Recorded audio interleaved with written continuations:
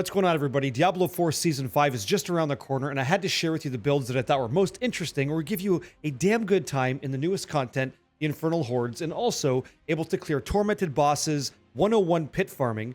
All these builds can do it. They're all armor capped, they're all res capped, they're all available in the description of this video. So let's dig into all the builds and show you what I think would be good for you to try if you want to come back to Diablo for Season 5 for every class. Kicking things off, we have the Hammer of the Ancients Bash Barbarian. Now, this is my Season 4 build that is not the bleed variant that I had a lot of fun with and was easily able to kill Echo of Lilith, do tormented bosses, could do pit farming 101 pretty much in under 2 minutes consistently, but the build's been gutted tremendously, and that's because of the lack of temper bash damage that we got, in addition to like key passives also getting nerfed. So even though all these things happen to the Bash Barbarian, I still truly believe that anybody could pick up HOTA Bash and have a good enough time clearing all the content in the game respectively.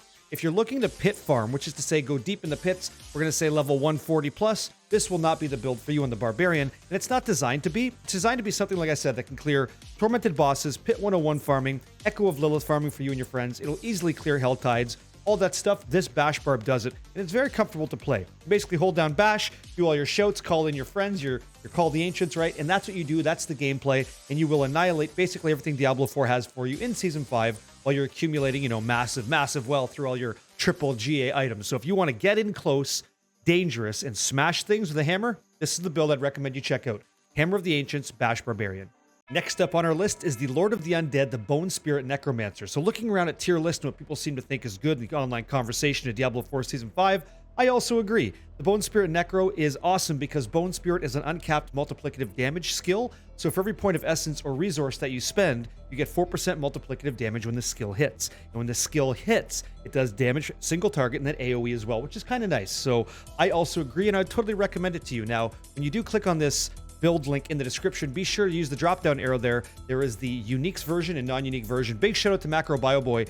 I don't know much about the Necromancer, and I lost a bet, so I have to play one this season to start. So I'm really looking forward to that, but who knows how it goes, right? I hear a lot of people like Necro, and maybe I'll be one of them really soon. So if you want to be the Lord of the Undead, you know, commanding legions of, I don't know, fell warriors, then this is the one for you. Check it out. It will do very well in the pits. It's positioned to be one of the best pit clearers in the game. The third class in our list is the Lightning Storm Druid. I'm calling it the Stormcaller 5. I think this is one of the most exciting Druid builds that's going to come online for Season 5, and I'll tell you why. It got a new unique called the Mjolnir Ring. It used to be a glove unique, but they moved it over to the ring slot because it was actually competing previously with the Unsung Ascetic Wraps. So you just need Unsung Ascetic Wraps to make Lightning Storm come online in general as a build. And then the Mjolnir Ring now accents that even better. It's kind of like the cherry on top because it says Cataclysm. While Cataclysm is active, you get unlimited resources and you deal double damage. Furthermore, Cataclysm got a bit reworked so that these storm or lightning bolts that comes out of that skill are a little bit more intelligent. So they're hitting more things more often, which is just more damage. Also, Lightning Storm is now affected by attack speed, which means you'll be killing things even faster than you were before. In addition to all that, Mad Wolf's Glee is another item that got updated for the build. So Lupine Ferocity damage bonus is also increased through this unique, which I was using before, and it feels really good.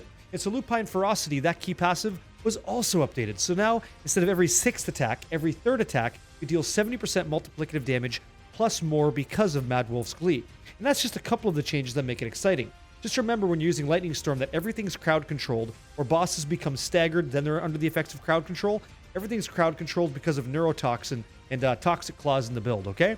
All your werewolf skills are storm skills, which makes lightning disgusting. So, you want something that's going to help you clear the pits 101 fast, really quick, or maybe clear the Infernal Hordes at high level being like 8, maybe 8 plus. I think this is the one for you. You can trample in for quick shift. You can use blood, right here you got Blood Howl to get increased attack speed, so you kind of shields up, right? Make sure Cataclysm's on, shout 15% increased attack speed, channel, pump lightning all day. I hope this build is exciting for you. I'm really looking forward to what this build can do. I think it's going to be a sleeper build for a lot of Druid players out there. I was lucky enough to work with a content creator named Canadian Arrow, who was the brainchild, in my opinion, of this build. And the whole thing is this. So you're going to be using the Shroud of Conduit to consistently evade while Dark Shrouds are active. And when that happens, you leave behind an explosion that deals shadow damage and then pulls enemies into you. But as it pulls enemies to you, you're moving forward. So that's where the Tugboat Rogue comes in. You're consistently moving forward and pulling the content behind you to kill it, which is a really good strategy for things like the Infernal Hordes, which is a big circular room. It's also an amazing strategy for the Pits 101, which is what this build specifically is designed to clear. I want you to clear the Pit 101 in under a minute. If we can do about a minute, I'm cool with that. This build is designed to do that. And we're going to be using some of the new tech for the season, Saboteur's Signet upgrades, things like Aspect of Surprise, Explosive Verb, and then Blast Trapper's Aspect. These are going to make all of your grenade skills trap skills, and they're going to make that deal non-physical damage, and we're going to be ramping that damage up. So if you want to play a build that kills everything in the game without ever attacking, this is the Tugboat Rogue in Season 5, and I'm very excited about this one. You got to check this out if you like it. It's not going to play like any other build. It is basically a puncture flurry build for the boss of the 101 pit, but outside of that, you're just evading and killing everything. Really excited about it. Looks fantastic, and I really hope you give it a try, because this one is not like anything I've played previously. Finally, I get to talk about the build, my creme de la creme for Season 5, the Sorceress Telestomp Sorc. And so I cannot believe this one flew under the radar. It looks absolutely disgusting, and I've been crunching the numbers like you wouldn't believe to get this build online for you to try. If you want to play a Sorceress and do some really devastating shit, I think this is the build for you. You're going to blow up the entire game doing nothing but teleporting around, because Blizzard updated one of the new uniques called the Oculus, which previously was like a PvP kind of jokes weapon, in my opinion. Not too many people used it for meta builds, but now they will, and I'll tell you why. So the weapon now gives you +3 ranks to evade charges, which is what you're going to get when you use the Oculus. It gives you the teleport enchantment. So whenever you evade, you teleport. Okay? So the boots we're going to use are +3 max rank of evade charges, and this gives you 3 more, which gives you 6. But as you're using them, you're kind of like regenerating them back in time. So 6 can feel like 7 or 8 sometimes, depending on how quick you have to go. Furthermore, your attacks will reduce that evade cooldown if you decide you want to. You're going to get main stat, which is great. You also get teleport damage, which is disgusting. You get teleport Nova size, so you teleport, the size of that is increased by 70%. And this is where it becomes absolutely absurd. It gives you +12 to teleport. So I'm going to go ahead and use this max roll example here to show you what's up. So the current Oculus is, I've got it as an example in this build being disgusting, like where it can go, at 27. And how the hell do we get to 27? Well, I'll show you what it is, okay? If you set your tempering and masterworking to 0, like you just got it, right? It gives you the highest rank of 10, but that's not true. And so what I'm going to show you here is like kind of how it works. The 10 ranks in teleport, if we do like the max calculation of right here, okay? It would be rank 10 times 2.7.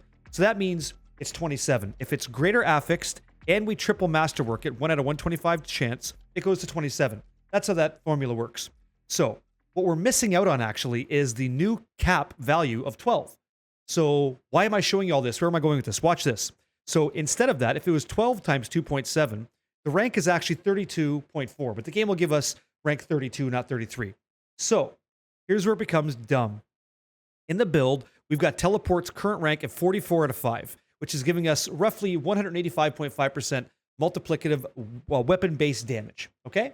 So that actually is not right. It should be 49 out of 5, 1 point away from 50, which is nuts. And if that was true, it'd be around 203% weapon damage.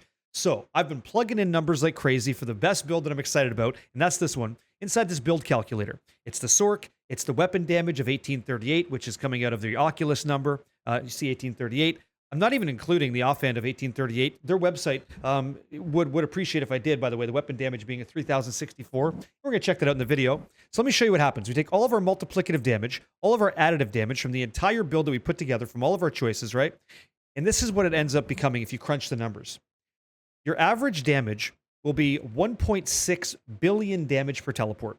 And if I do a simulation, I run a sim on that 10,000 times, you'll see that sometimes we'll do 800 million, sometimes we'll do like 950 million, if that's not enough for you. And then the majority of the time, we're in the 1+ billion range per teleport, which you're doing 6, 7, 8 times in a row. And then if you want to attack, because something's alive, away you go. And you just start to shit on stuff. And so, again, there's something going on here. I'm not being entirely honest with you. That's the new Veers. I've got Veers here at 250% damage. This is assuming that you're hitting something with the new key passive. Like, if there's nothing around or it's a single target boss, you will do 250% of that number.